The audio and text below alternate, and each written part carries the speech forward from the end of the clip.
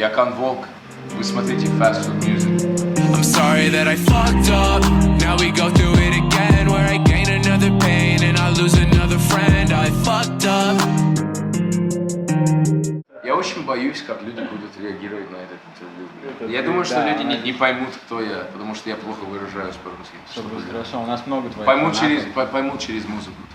Обычный американский человек, я бы сказал, они думают, они там смотрят телевизор и думают, что здесь власть плохая, типа, я не знаю, как здесь думают о американской власти. Это для меня все похуй. Но как люди, ко мне отношений не было там по-другому. Кстати, для всех, которые смотрят, я базарю по-русски, я плохо иногда говорю, и когда я говорю иногда, я имею в виду всегда. То есть, пожалуйста, не надо на меня там скидываться в комментах и говорить, что я какой-то идиот проклятый. Мне этого не нужно. В США, блядь, любят, и есть такое чувство, что лучше говорить про русских фанатов. В смысле, что в США были там, обычные шоу, да, выступал, все там обожают, там обнимают после, все нормально. А в России это было просто, блядь, в куб, понимаешь? Это было, я вчера был в Питере, там было, это мое самое большое шоу, там было 350 людей, типа в таком духе, да. И после шоу меня просто скидали все, блядь, какой-то парень мне целовал, блядь, в лицо, я его пытался отталкивать. Сумасшедший дом, вообще даже начинал бояться за жизнь, блядь. Но вот русские фанаты, они действительно думают, когда они тебя любят, это как бы насмерть любят тебя, понимаешь? И это я всегда чувствовал, это я обожаю вообще, потому что я чувствую ближе к моим, русским корням, и я чувствую, что там в Америке люди бывают там снаружи теплые, но они внутри холодные, а здесь наоборот. Что снаружи все холодные, а внутри намного теплее, если ты знаешь. То есть это, я бы сказал, это разница между Америкой и русским фанатом.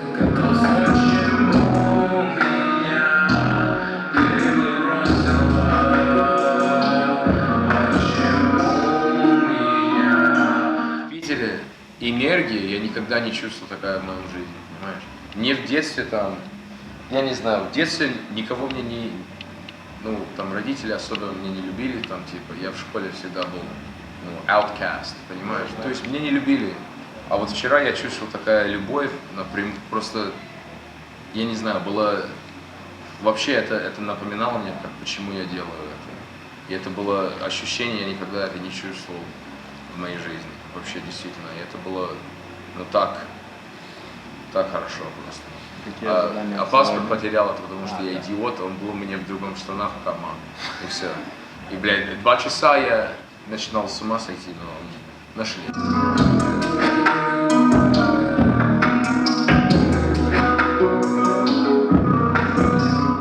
Здесь намного больше людей уже, чем в Питере. То есть я ожидаю, что это будет как там, люди русские там здесь идут, то есть там это. Но вот будет прямо еще больше людей. Но сейчас я буду сегодня выступать немножко поаккуратнее, потому что я, во-первых, себя очень плохо чувствую сегодня, там сердце болит, я очень устал, плохо спал последние 3-4 дня подряд. И я должен, энергия у меня будет ниже, но зато я попытаюсь сделать, чтобы у людей было больше. Если, конечно. Да. Люди думали, что я его стырил бит, это неправда.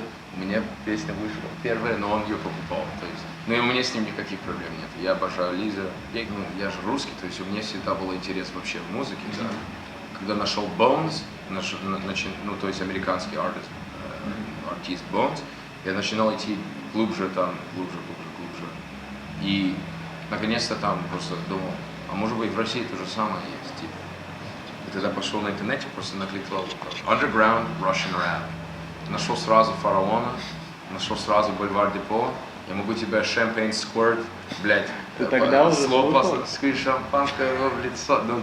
Блядь, это мне было, и это было лучше, чем Америка для меня, собственно. Было лучше, чем американцы, с кем я там, общался, типа. И вот, да, я очень хочу там в будущее с этими все работать. Я действительно думаю, что я буду на такой уровень сравнительно быстро.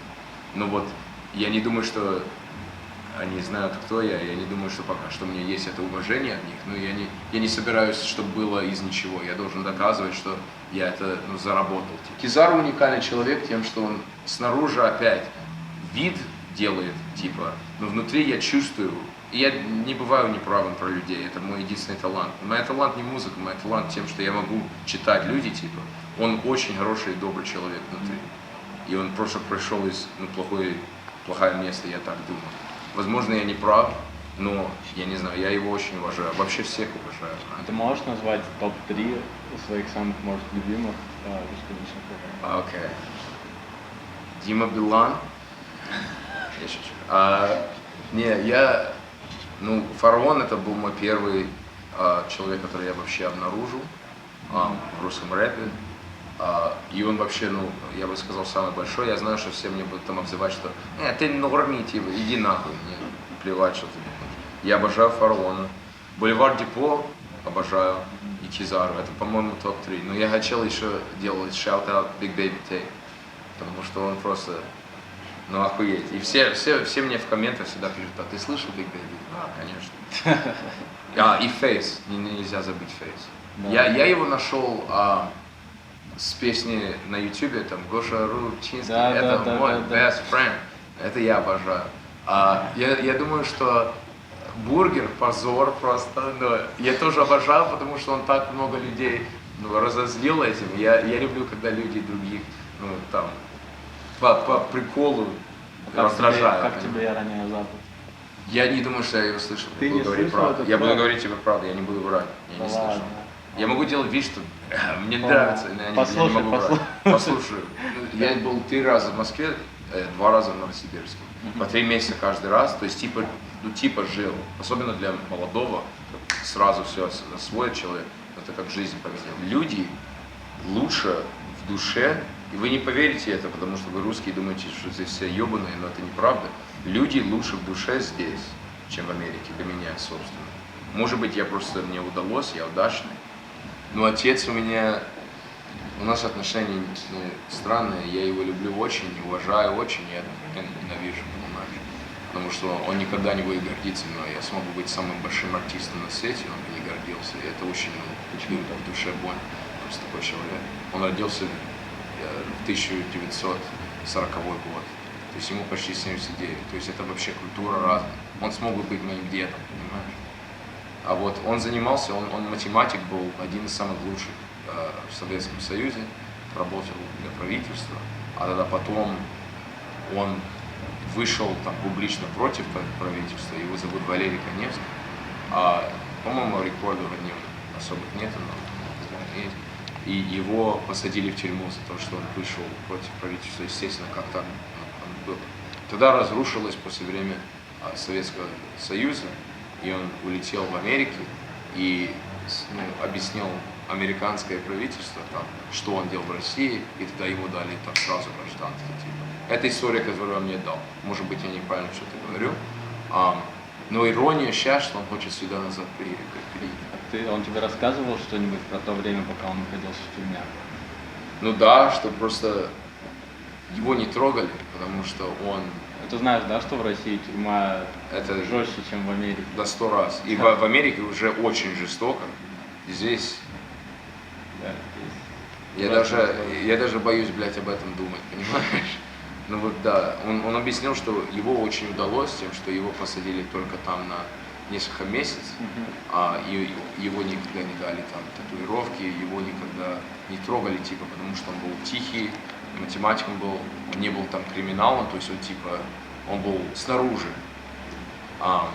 его уважали, он никого не трогал, то есть он выжил. Но я знаю, что там эта обстановка очень трудная вообще для всех. Да. Папа у меня крепкий человек, намного крепче, чем я. Я слишком русский для американцев, и я слишком американский для русских. ВК или Facebook? ВК. ВК это прям вообще... Вот что ты выберешь из всех соцсетей? Что лучше? ВК, Инстаграм или Твиттер? Инстаграм? Потому что там можешь без слов дать историю, понимаешь? VK вообще-то лучше, чем Facebook. Я бы сказал Инстаграм, VK, все остальные мне вообще... Я не пользуюсь даже Facebook. Recently I just don't give a fuck about a thing. Мои концерты — это место, где мои поддержатели все собираются и вместе просто, я не знаю, я для них устраиваю концерт, типа, это для них, это не для меня, типа. Например, из России я не получаю никаких бабок на этих шоу, я даже, возможно, теряю деньги на эти шоу, но это мне похуй, потому что я это для вас делаю, я это не делаю для себя. Если я бы хотел бабки, блядь, если я бы хотел деньги, я бы был в другом, блядь, профессии, понимаешь? Я это сделал, потому что я это люблю делать, вот и все. Первый тур, почти год назад, да, было, ну вообще для меня было сумасшедший дом, что даже 50 людей придут посмотреть. А сейчас сколько тут сюда, там, может быть, 400, типа.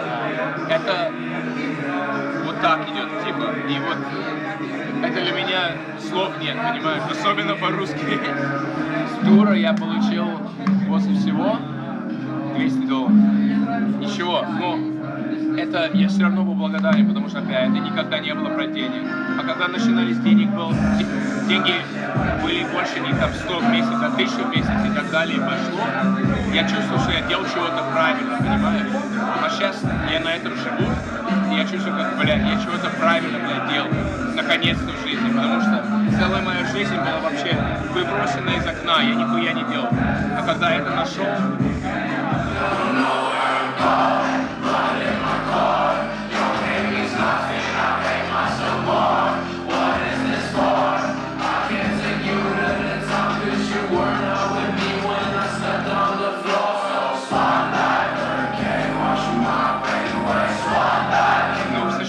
я наконец-то дошел до этого уровня, да, но там тоже трудно жить только на музыке для обычного человека.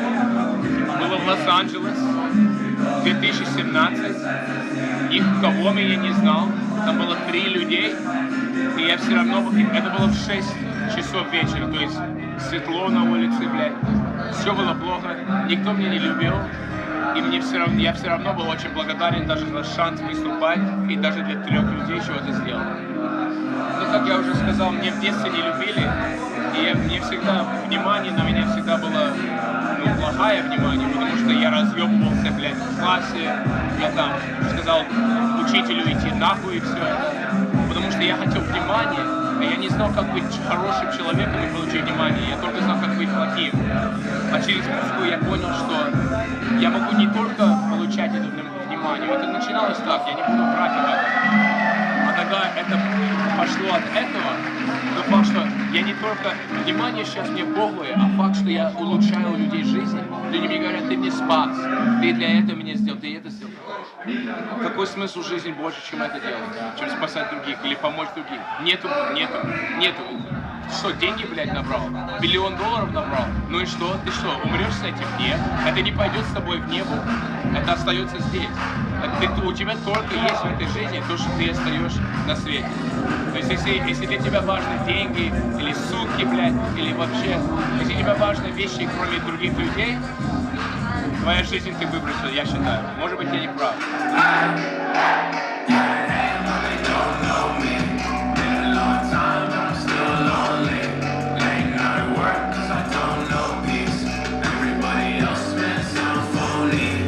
Я видел у Фараона, я видел, как его зовут, там, Миша, он огромный, у него там 35 000 людей идут на концерт, я не знаю, Миса, я не знаю.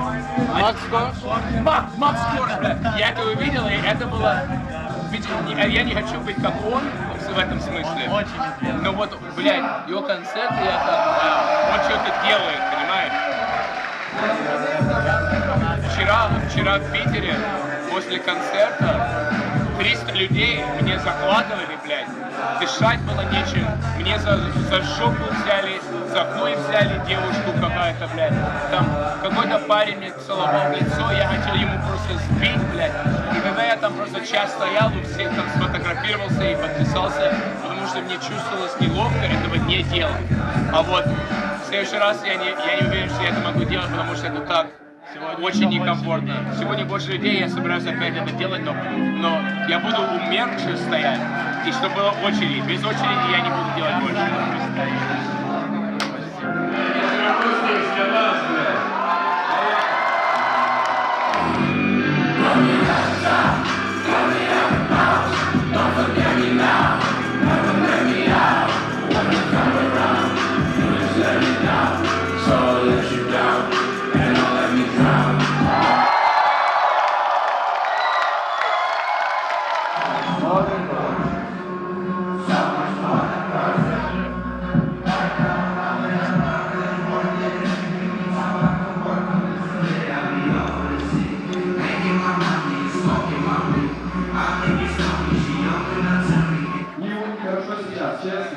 Можешь увидеть смешной прикол, я тебе сейчас покажу проблему с сердцем. Подожди, просто. Хочешь потерять сознание? Я тебе сейчас просто покажу, какая проблема. Смотри, свет, разница. О, щит, жесть. Жесть, да, жестко. Так То это есть это я лечится? не устрою концерт, типа, понимаешь? Это лечится вообще дело? Нет, это проблема. А как это называется? В России даже не знают, что это за болезнь пока что. В Америке называется post-orthostatic tachycardia. Она не приехала еще. Это типа тахикардия. Спасибо. Я просто полностью чувствую.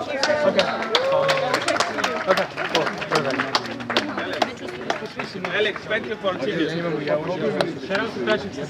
Я, по-моему, пойду в скорую. Саня!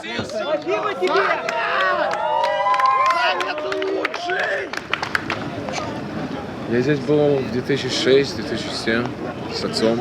Ой. Ну, концерт вообще был охуенный. У вас вообще фанаты сумасшедшие, я это имею в виду в самом хорошем смысле. Ну, вообще я восторга, слово имеет значение здесь, типа. Я, Ты в восторге. ну да. Я, конечно, благодарен за всех. Было очень... Ну, я в шоке, типа. Мне просто очень жалко, что после сцены так сильно почувствовал плохо в сердце. То есть у меня сейчас даже болит, и я, по-моему, пойду в скорую после этого, но похуй, надо закончить интервью. И завтра, по-моему, будем с людьми там писать, там, или там сфотографироваться здесь или что-то. Но мои предки были там рабы где-то в Украине, понимаешь? А я думаю, из-за этого почти у всех были предки, которые сейчас, ну, модерная Россия, почти у всех были не аристократы, а рабы там, или рабочие и так далее. И вот, короче, я думаю, из этого есть корень в культуре такая тема. И вообще здесь обстановка, я заметил, что многие люди там грустные чувствуют, что у них нет способа идти вверх, и что повод в жизни здесь нету.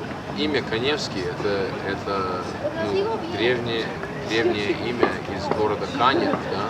Но там те, которые были евреи, дали после имя Ски, типа, то есть Каневский.